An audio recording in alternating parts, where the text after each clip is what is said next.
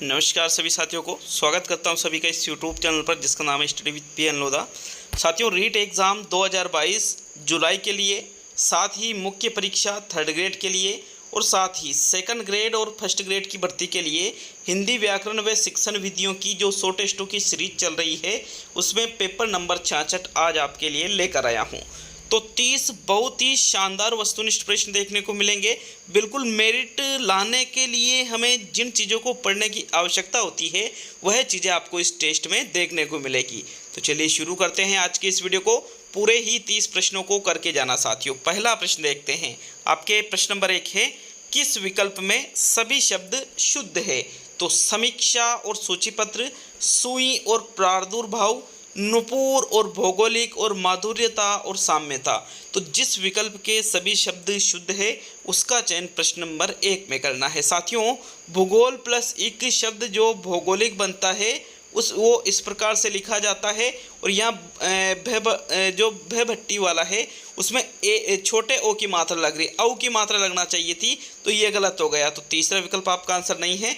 मधुरता या माधुर्य शब्द शुद्ध होता है, माधुर्यता शब्द अशुद्ध होता है, तो ये भी आपका आंसर नहीं है। अब आपके पास पहला और दूसरा विकल्प बच रहा है, तो प्रश्न संख्या 1 में सही उत्तर का चयन करिएगा। साथियों, समीक्षा और सूचीपत्र जो शब्द है ये बिल्कुल शुद्ध लिखे हुए हैं। पहले प्रश्न में पहला ही विकल्प आपके सही है। नेक्स्ट प्रश्न नंबर 2 की ओर बढ़ेंगे तो दूसरा प्रश्न देखेंगे। निम्न में से संधि व प्रत्यय की दृष्टि से सही अलग नहीं हुआ है। मनु प्लस है मानव, छोटा प्लस भैया छुट भैया, कृतिका प्लस ए कार्तिकेय, वटो प्लस वृक्ष वट वृक्ष। तो देखो, संधि और प्रत्यय दोनों को दृष्टि में ध्यान रखते हुए जो सही अलग नहीं हुआ है, मतलब जो गलत तरीके से अलग हो रहा है उसका चयन आपको प्रश्न नंबर 2 में करना है। तो बताइए दूसरे प्रश्न में राइट आंसर। साथियों, मानव शब्द का निर्माण मनु प्लस ऐसे हुआ है, बिल्कुल सही है। छुटभैया शब्द का निर्माण छोटा प्लस भैया बराबर छुटभैया बनता है, सही है। कृतिका प्लस ए बराबर कार्तिकेय, बिल्कुल सही है। लेकिन वट प्लस वृक्ष वटो वृक्ष, वटो प्लस वृक्ष वटो वृक्ष नहीं होता है साथियों। वट प्लस वृक्ष वटो औ आ रहा है ना, वट वृक्ष औ, तो वटो प्लस वृक्ष बराबर शब्द बनेगा आपके वट वृक्ष। विकल्प नंबर जो 4 है यहाँ पर ये गलत तरीके से वृक्ष नहीं होगा, इसका चौथा विकल्प आपके प्रश्न नंबर 2 में सही है। चलिए नेक्स्ट प्रश्न नंबर 3 की ओर बढ़ेंगे तो आपके तीसरा प्रश्न देख लेते हैं। प्रश्न नंबर 3 है, इनमें से कौन सा जातिवाचक संज्ञा से भाववाचक संज्ञा का सही उदाहरण है? तो चतुर का चतुराई, सर्व का सर्वस्व, गाना का गाने और बच्चा का बचपन। तो जो जातिवाचक से भाववाचक संज्ञा बना है उस विकल्प का चयन आपको प्रश्न नंबर 3 में करना है। देखिए साथियों, अगर हम बात करें सर्व से सर्वस्व शब्द जो भाववाचक बन रहा है, तो सर्व शब्द क्या है? एक सर्वनाम है, और सर्वस्व शब्द क्या है? एक भाववाचक संज्ञा है, मतलब ये सर्वनाम से भाववाचक बना है। जबकि आपको क्या देखना है? जातिवाचक से भाववाचक, तो ये आपका आंसर नहीं है। चतुर भी जातिवाचक शब्द नहीं है साथियों, चतुर एक विशेषण शब्द है तो ये विशेषण से भाववाचक बना है। गाना एक क्रिया शब्द है, ये भी जातिवाचक नहीं है। लेकिन बच्चा शब्द क्या है? एक जातिवाचक संज्ञा शब्द है, और बच्चा प्लस पन शब्द बनता है बचपन, मतलब ये भाववाचक बन रखा है। बच्चा जातिवाचक से भाववाचक बचपन। तो विकल्प नंबर 4 आपके प्रश्न नंबर 3 का सही उत्तर होगा। नेक्स्ट प्रश्न नंबर 4 की ओर बढ़ेंगे। चौथा प्रश्न देखेंगे। निम्न में से कौन सा अल्प विराम चिन्ह है? आपको अल्प विराम चिन्ह का चुनाव करना है प्रश्न नंबर 4 में। तो पहला विकल्प यहाँ विराम चिन्ह, दूसरा, तीसरा और चौथा विकल्प, ये जो 4 विकल्प है इनमें मैंने विराम चिन्ह यहाँ दे रखे हैं, तो बताइएगा इनमें से कौन सा अल्प विराम चिन्ह है साथियों। तो देखिएगा प्रश्न नंबर 4 में आपके कौन सा विकल्प सही रहेगा? जो अल्प विराम चिन्ह का उदाहरण है, पहला, तीसरा या दूसरा नहीं, बल्कि चौथे विकल्प में ये जो चिन्ह दे रखा है ये किसका उदाहरण है? अल्प विराम चिन्ह का उदाहरण है साथियों। विकल्प 4 आपके प्रश्न नंबर 4 में सही है। नेक्स्ट 5वां प्रश्न देख लेते हैं। तो आपके प्रश्न नंबर 5 है, भारत के स्वतंत्रता सेनानियों ने अंग्रेजों से डटकर मुकाबला किया, वाक्य में क्रिया किस काल की हुई है? आसन्न भूतकाल की, पूर्ण भूतकाल की, सामान्य वर्तमान काल की और सामान्य भूतकाल की। तो यहाँ पर प्रश्न नंबर 5 में जो वाक्य दे रखा है काल से संबंधित वाक्य है। आपको वाक्य को पढ़ करके, वाक्य को समझ करके इस वाक्य में जो काल प्रयुक्त हुआ है उसका चयन प्रश्न नंबर 5 में करना है। तो देखिए, भारत के स्वतंत्रता सेनानियों ने अंग्रेजों से डटकर मुकाबला किया, अगर होता किया है तो आसन भूतकाल, किया था तो पूर्ण भूतकाल, और सिर्फ किया तो सामान्य भूतकाल। मतलब ये किसका उदाहरण है? सामान्य भूतकाल का उदाहरण है साथियों। चौथा विकल्प आपके प्रश्न नंबर 5 में सही है। नेक्स्ट प्रश्न नंबर 6 की ओर बढ़ेंगे। तो चलिए छठा प्रश्न देख लेते हैं। कर्मवाच्य का प्रयोग हुआ है। जिस विकल्प में कर्मवाच्य का प्रयोग हुआ है उसका चयन प्रश्न संख्या 6 में करना है। तो देखो, मोहन से पत्र नहीं लिखा जाता, राम को बुलाया गया, नेताजी ने भाषण दिए और देव पुस्तक पढ़ता है। जिस विकल्प में कर्मवाच्य का प्रयोग हुआ है वह कौन से विकल्प में है साथियों? प्रश्न संख्या 6 में। तो सही आंसर बताइएगा कि कौन सा विकल्प आपका छठे प्रश्न का सही उत्तर होगा। देखिए, कर्मवाच्य का प्रयोग जिस विकल्प में हुआ है वह विकल्प है आपके विकल्प नंबर 2, राम को बुलाया गया। ये एक कर्मवाच्य का उदाहरण है। बाकी मोहन से पत्र नहीं लिखा जाता, ये किसका उदाहरण है? भाववाच्य का उदाहरण है, क्योंकि भाववाच्य में क्या किया जाता है? नकारात्मकता प्रकट होती है साथियों। तो यहाँ नहीं लिखा जाता, नेगेटिविटी आ रही है, इसलिए ये भाववाच्य है। और दूसरा विकल्प आपके कर्मवाच्य है। नेताजी ने भाषण दिए, कर्तृवाच्य है। देव पुस्तक पढ़ता है, कर्तृवाच्य है। तो सेकंड विकल्प ही आपके प्रश्न नंबर 6 में सही है। नेक्स्ट प्रश्न नंबर 7 की ओर बढ़ते हैं। चलिए 7वां प्रश्न देख लेंगे। आपके प्रश्न नंबर 7 है, अ उपसर्ग का प्रयोग किस शब्द में हुआ है? अनुकूल, अनुसार, अपने और अपरिचित। तो जिस विकल्प में अ उपसर्ग का प्रयोग हुआ है वो कौन सा विकल्प है? प्रश्न नंबर 7 में साथियों देखिएगा, अपने, अनुकूल और अनुसार और अपरिचित, ये जो 4 विकल्प है इनमें से अ उपसर्ग का प्रयोग सिर्फ और सिर्फ चौथे विकल्प में हो रखा है। बाकी किसी में तो यहाँ पर अनु उपसर्ग है, किसी में अन है, अपने, इनमें अ उपसर्ग नहीं लगा हुआ है। अ उपसर्ग सिर्फ अपरिचित में लगा हुआ है, क्योंकि अ प्लस परिचित, अ प्लस परिचित इस प्रकार से होता है शब्द साथियों। अतः विकल्प नंबर 4 सही है। परिचित के आगे कौन सा उपसर्ग लगा हुआ है? अ उपसर्ग लगा हुआ है। तो फोर्थ विकल्प आपके 7वें प्रश्न में सही है। नेक्स्ट 8वां प्रश्न, किस विकल्प में दीर्घ स्वर संधि प्रयुक्त नहीं हुई है? दावानल, दीपावली, विनायक और अरावली। साथियों यहाँ पर जिस विकल्प में दीर्घ स्वर संधि का जो भेद होता है दीर्घ संधि, वो किस विकल्प में प्रयुक्त नहीं हुई है? प्रश्न संख्या 8 में। तो प्रश्न नंबर 8 में एक बार प्रश्न को अच्छी तरह से देख लीजिए और संधि के टुकड़े करके देखिए साथियों। राइट आंसर देखते हैं। तो विकल्प नंबर 3 आपके प्रश्न नंबर 8 में सही रहेगा। कैसे? क्योंकि दावानल शब्द का दाव प्लस अनल हो जाता है, दाव प्लस अनल शब्द बनता है दावानल। साथियों अ प्लस ए से आ बन जाता है, जो दीर्घ संधि का उदाहरण है। दीप प्लस अवली, दीप प्लस अवली शब्द क्या बनता है? दीपावली। इसमें भी अ प्लस ए, ये भी दीर्घ संधि का उदाहरण है। अर प्लस अवली, अर प्लस अवली बराबर शब्द बन जाता है अरावली। इसमें भी अ प्लस ए जुड़ा हुआ है, तो मतलब अरावली, दीपावली, दावानल तीनों में ही क्या है? दीर्घ संधि है। लेकिन साथियों विनायक शब्द में दीर्घ संधि नहीं है, बल्कि विनायक शब्द में कौन सी संधि है? अयादि संधि है।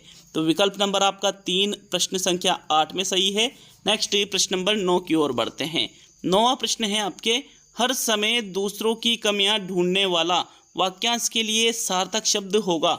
छिद्रान्वेषक, छिद्रान्वेषण, आलोचक और चुगलखोर। तो हर समय जो दूसरों की चुगलियां करता है, चुगलियां क्या करता है? हर समय जो दूसरों की कमियां ढूंढता है, उसके लिए वाक्यांश के लिए जो एकल शब्द होता है वो होता है साथियों छिद्रान्वेषक।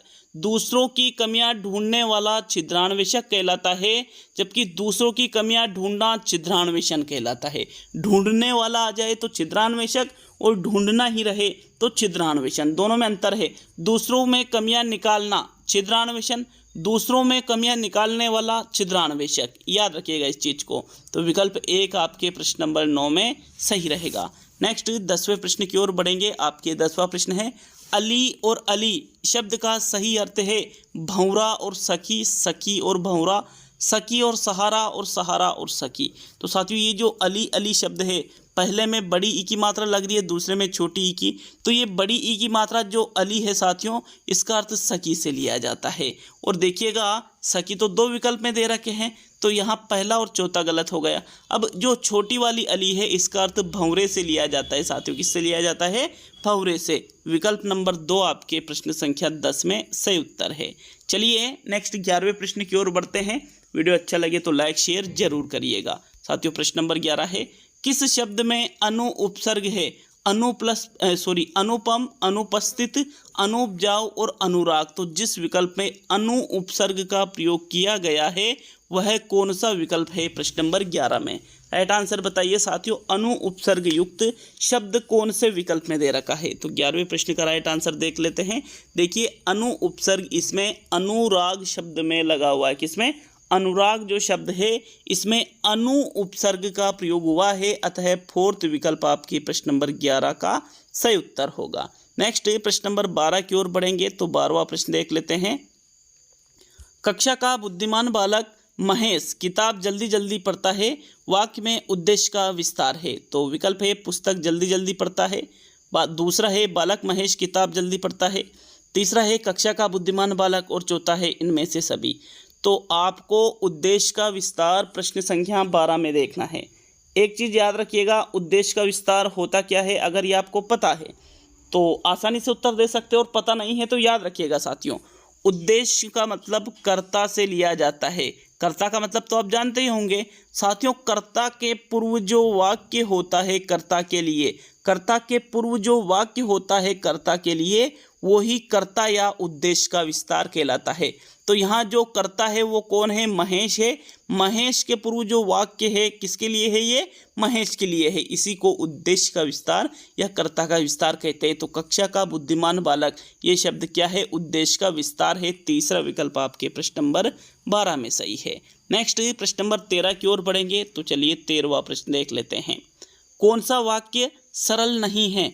राम खाना खाता है, राम श्याम और मोहन खाना खाते हैं, राजस्थान के अधिकतर छात्र बेरोजगार है और जब परीक्षा आती है तब विद्यार्थी पढ़ते हैं। तो देखो कौन सा वाक्य सरल वाक्य नहीं है प्रश्न नंबर 13 में। राइट आंसर बताइएगा। देखो राम खाना खाता है तो ये एक सरल वाक्य का उदाहरण है। राम श्याम और मोहन खाना खाते हैं तो यहाँ राम श्याम और मोहन, साथियों और शब्द तो आ रहा है लेकिन यहाँ पर ये कर्ताओं को जोड़ रहा है। कर्ताओं को जोड़ने पर और शब्द अगर हो और उनके द्वारा क्रिया एक ही की जाए तो वो भी कैसा वाक्य होता है? सरल या साधारण वाक्य ही होता है। राजस्थान के अधिकतर छात्र बेरोजगार है, ये भी एक सरल वाक्य है। लेकिन जो चौथा विकल्प है, जब परीक्षा आती है तब विद्यार्थी पढ़ते हैं, तो जब भी ये शब्द मिले, जब तब से वाक्य जुड़ा हो तो 100% वहाँ पर कौन सा वाक्य होगा साथियों? वहाँ मिश्र वाक्य होगा। फोर्थ विकल्प आपके प्रश्न नंबर 13 में सही है। नेक्स्ट प्रश्न नंबर 14 की ओर बढ़ेंगे। तो आपके 14वां प्रश्न है। कौन सा शब्द सदैव एक वचन में रहेगा? वर्षा, भाग्य, प्राण और दर्शन। तो जो शब्द सदैव एक वचन में रहेगा उसका चयन प्रश्न नंबर 14 में करना है।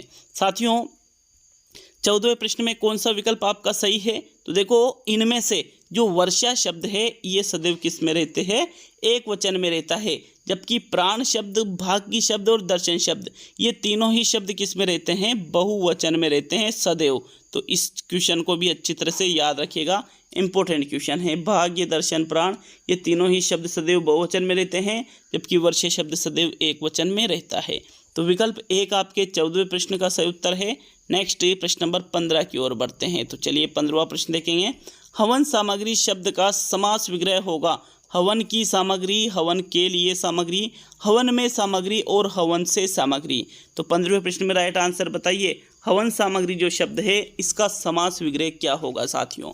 15वें प्रश्न में राइट आंसर है आपके हवन सामग्री जो शब्द है इसका समास विग्रह होगा हवन के लिए सामग्री। हवन के लिए सामग्री बराबर क्या होगा? हवन सामग्री।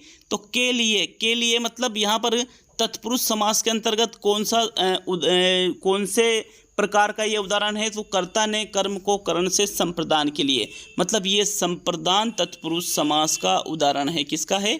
संप्रदान तत्पुरुष समास का ये उदाहरण है साथियों। सेकंड विकल्प 15वें प्रश्न में सही है। चलिए नेक्स्ट 16वें प्रश्न की ओर बढ़ते हैं। तो 16वां प्रश्न है। एक भीड़ होती है ऐसे जुलूस की जिसमें उमंग ही उमंग होती है, यह वाक्य है। सामान्य वर्तमान काल का, अपूर्ण वर्तमान काल का, पूर्ण वर्तमान काल का और आसन्न भूतकाल का। तो वाक्य को पढ़िए, वाक्य को समझिए और फिर सही उत्तर का चयन कीजिए साथियों। कौन सा विकल्प आपके 16वें प्रश्न में सही रहेगा?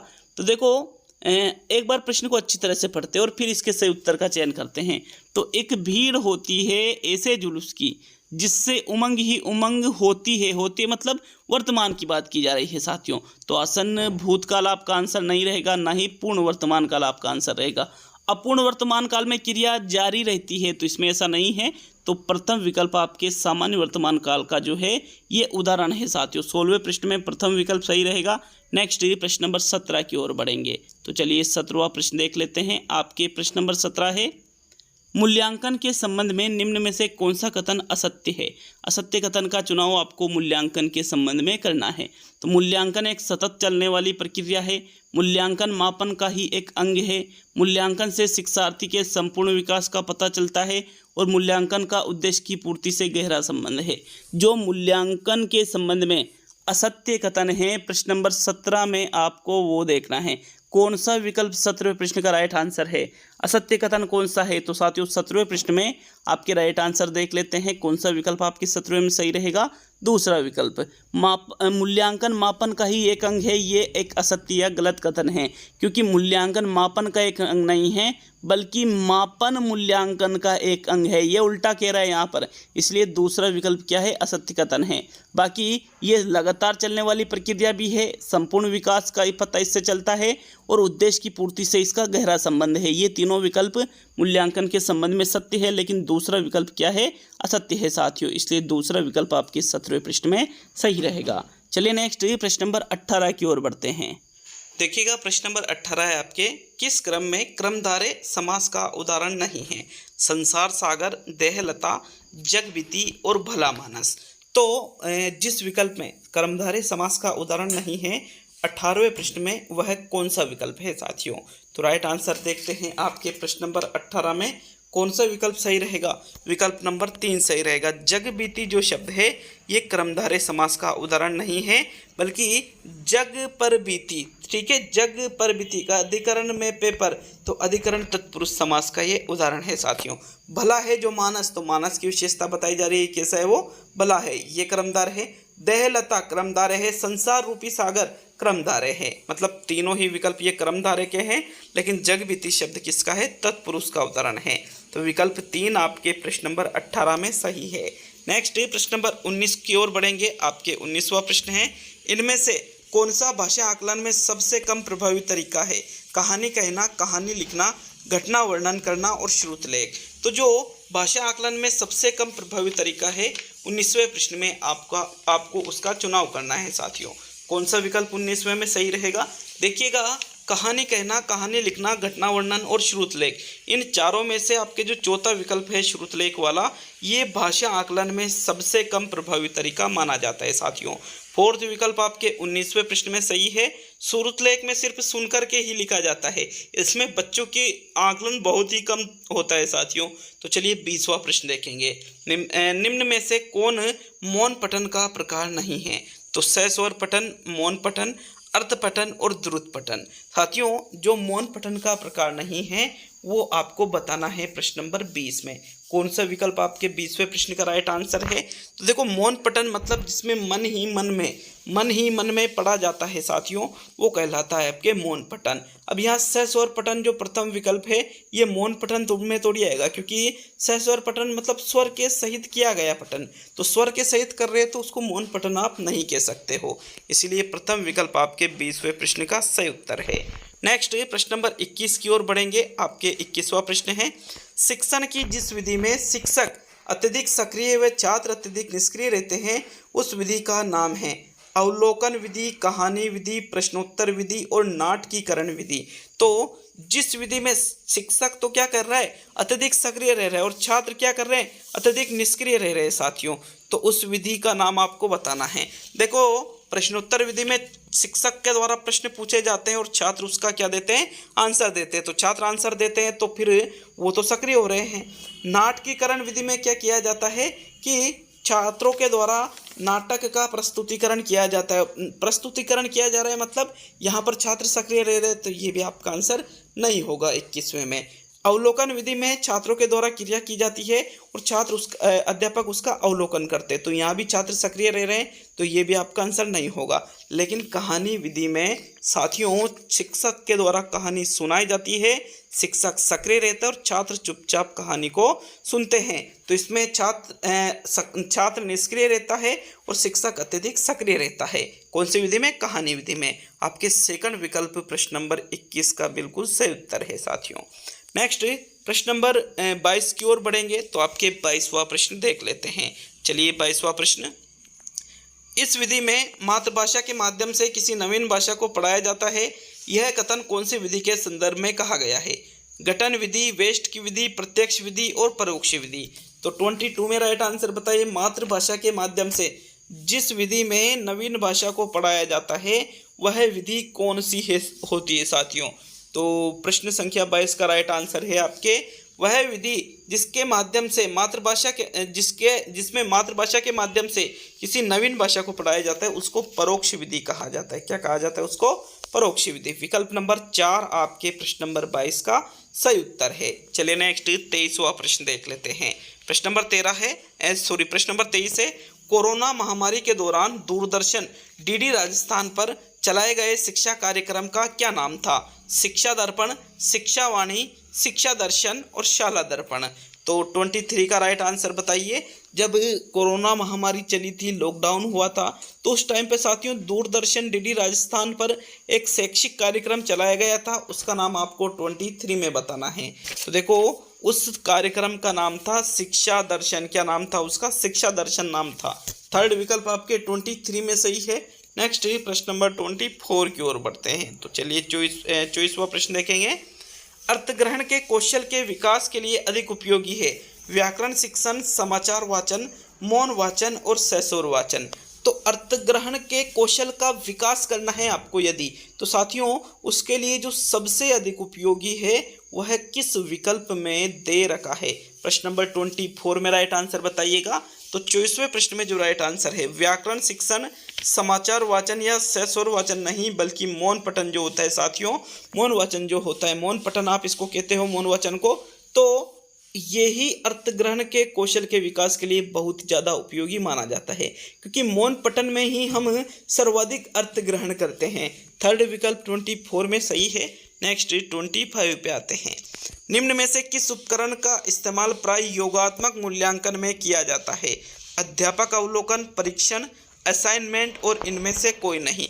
तो कोई नहीं को आप विकल्प में से हटा दीजिए। देखिए जिस उपकरण का इस्तेमाल प्राय योगात्मक मूल्यांकन में किया जाता है, योगात्मक, एक होता है रचनात्मक मूल्यांकन और एक होता है योगात्मक मूल्यांकन। तो योगात्मक मूल्यांकन की बात है साथियों, असाइनमेंट का और अध्यापक अवलोकन का प्रयोग रचनात्मक मूल्यांकन में किया जाता है। किसमें किया जाता है? रचनात्मक मूल्यांकन में किया जाता है। जबकि जो परीक्षण होता है इसका प्रयोग योगात्मक मूल्यांकन में किया जाता है। तो प्रश्न नंबर 25 में आपके सेकंड विकल्प सही रहेगा। चलिए नेक्स्ट प्रश्न नंबर 26 की ओर बढ़ेंगे। अगर किसी प्रश्न में कोई त्रुटि आपको नजर आती है तो बिल्कुल कमेंट बॉक्स ओपन है साथियों, अपने विचार जरूर कमेंट बॉक्स में कमेंट करें और कमेंट करके जाए कि 30 में से आप कितने प्रश्न सही कर पाते हो। तो चलिए 26वां प्रश्न देख लेते हैं। एक परीक्षण तभी मान्य कहलाता है जब यह निष्पक्ष और शिक्षक पूर्वाग्रह से मुक्त हो, जिसे मापने का दावा करता है उसे मापता है, समय के साथ अनुरूप परिणाम देता है और सांस्कृतिक पूर्वाग्रह के खिलाफ बचाव करता है। तो यहाँ 26 वेरी इंपॉर्टेंट क्वेश्चन है, एक तरह से उलझा हुआ क्वेश्चन आप इसको कह सकते हो साथियों। तो 26वें प्रश्न में राइट आंसर बताइए, कौन सा विकल्प आपके 26 में सही रहेगा? साथियों एक परीक्षण तभी मान्य कहलाता है, मान्य मतलब वेद कहलाता है, मान्य का मतलब वेद कहलाता है जब वह जिस चीज को मापने का दावा करता है यदि वह उसका मापन करे तो बिल्कुल उस परीक्षण को वेद परीक्षण कहते हैं और यह विशेषता मूल्यांकन की वेदता कहलाती है साथियों। विकल्प 2 आपके 26 का सही उत्तर है। नेक्स्ट 27 पे आते हैं। तो चलिए सेकंड विकल्प यहाँ सही कर लिया 26 में। 27वां प्रश्न देख लेते हैं। प्रश्न नंबर 27 है, सतत और व्यापक मूल्यांकन की विशेषता नहीं है। तो छात्र के विकास के पक्ष पर जोर न देना, छात्र का नियमित मूल्यांकन करना, गुणवत्तापूर्ण मूल्यांकन करना और विद्यार्थी की संप्राप्ति में सुधार करना। तो जो मूल्यांकन की विशेषता नहीं है 27 में आपको वो बताना है साथियों। कौन सा विकल्प 27 में सही रहेगा? देखिए CCE की जो विशेषता नहीं है वो विकल्प नंबर 1 में दे रखा है, क्योंकि ये कह रहा है कि छात्र के विकास के पक्षों पर जोर न देना, जबकि CCE छात्र के विकास के सभी पक्षों पर जोर देता है। अतः प्रथम विकल्प यहाँ सतत और व्यापक मूल्यांकन की विशेषता नहीं है। बाकी ये नियमित मूल्यांकन, लगातार मूल्यांकन करता है, गुणवत्तापूर्वक मूल्यांकन करता है और संप्राप्ति जो है विद्यार्थी की उसमें सुधार भी करता है साथियों। तो विकल्प 1 ही 27 में सही रहेगा। नेक्स्ट प्रश्न नंबर 28 की ओर बढ़ेंगे। 28वां प्रश्न है, शिक्षा एक त्रिमुखी प्रक्रिया है, यह कहने वाले थे जॉन ड्यूवी थे, एडम्स थे, ब्लूम थे और किलपेट्रिक थे। तो शिक्षा को त्रिमुखी प्रक्रिया इनमें से किसके द्वारा कहा गया है साथियों? 28 में राइट आंसर बताइएगा। देखिए 28 में जो राइट आंसर है, शिक्षा एक त्रिमुखी प्रक्रिया है, यह कथन किसका है? जॉन ड्यूवी का है। जबकि शिक्षा एक द्विमुखी प्रक्रिया है, शिक्षा एक द्विमुखी प्रक्रिया है, यह कथन किसका है? एडम्स का है। तो दोनों कथन याद रखने हैं। शिक्षा को त्रिमुखी प्रक्रिया जॉन ड्यूवी ने बताया और शिक्षा को द्विमुखी प्रक्रिया जॉन एडम्स ने बताया। बहुत ही इंपॉर्टेंट चीज़ें हैं साथियों ये। विकल्प नंबर 1 आपके 28 में सही रहेगा। नेक्स्ट 29 पे आते हैं, जो कि आज का सेकंड लास्ट प्रश्न है। 66 टेस्ट यहाँ कंप्लीट हो जाएंगे साथियों। तो पाठ का विकास करने के लिए प्रश्न किए जाते हैं। विकासात्मक प्रश्न, प्रस्तावना प्रश्न, आवृत्ति प्रश्न और बोध प्रश्न। देखो पाठ का विकास करने के लिए जो प्रश्न किए जाते हैं उन प्रश्नों को किस नाम से जाना जाता है 29 में आपको ये बताना है। तो साथियों राइट आंसर देख लेते हैं। देखिए पाठ का विकास करने के लिए जो प्रश्न किए जाते हैं उनको विकासात्मक प्रश्न कहते हैं। क्या कहते हैं? विकासात्मक प्रश्न। भाई पाठ का विकास करने के लिए कर रहे हैं तो विकासात्मक प्रश्न कहलाएंगे वो। इसीलिए विकल्प नंबर 1 आपके 29 में सही है साथियों। अब आज का अंतिम और 30वां प्रश्न देख लेते हैं। इसके बाद में देखिए 66 टेस्ट होने के बाद में अभी आपके 34 टेस्ट और बाकी है साथियों, क्योंकि 100 टेस्टों की ये सीरीज है। अब बिल्कुल एग्जाम से पहले मैं ये पूरे 100 टेस्ट साइकोलॉजी के भी करवाऊंगा, हिंदी के भी करवाऊंगा, टीचिंग मेथड के भी करवाऊंगा। बीच बीच में स्पेशल क्लास आपको मिलेगी संस्कृत की टेस्ट सीरीज के लगभग 25-30 यहाँ पर आपको टेस्ट करवा दूंगा और प्रत्येक 7 से 8 दिन में आपको एक मेगा टेस्ट भी देखने को मिलेगा दोनों लेवल के लिए। तो चलिए अंतिम और 30वां प्रश्न देख लेंगे। भाषा शिक्षण में बहुमुखी प्रयास का अभिप्राय है। आगमन विधि का प्रयोग करना, तकनीकी का प्रयोग करना, सभी विषयों का शिक्षण में भाषा पर बल देना और अनेक अध्यापकों द्वारा भाषा का शिक्षण करवाना। तो भाषा शिक्षण में बहुमुखी प्रयास का अर्थ आपको प्रश्न नंबर 30 में बताना है। कौन सा विकल्प सही है साथियों? भाषा शिक्षण में बहुमुखी का प्रयास का मतलब आगमन विधि का प्रयोग करना या तकनीकी का प्रयोग करना नहीं होता है, बल्कि सभी विषयों के शिक्षण में भाषा पर बल देना। जो अन्य विषय बच्चों को पढ़ाए जाते हैं यदि उनमें भी चाहे कोई सा भी विषय हो, गणित हो, विज्ञान हो, सामाजिक हो, चाहे अन्य कोई विषय हो, यदि उनके शिक्षण में भी भाषा पर बल दिया जाता है तो वही भाषा शिक्षण में बहुमुखी प्रयास कहलाता है। विकल्प नंबर 3 आपके प्रश्न नंबर 30 में सही है। तो ये कंप्लीट हुआ साथियों आपके पेपर नंबर 66। कैसा लगा कमेंट करके जरूर जाए। मिलते हैं अगले वीडियो में।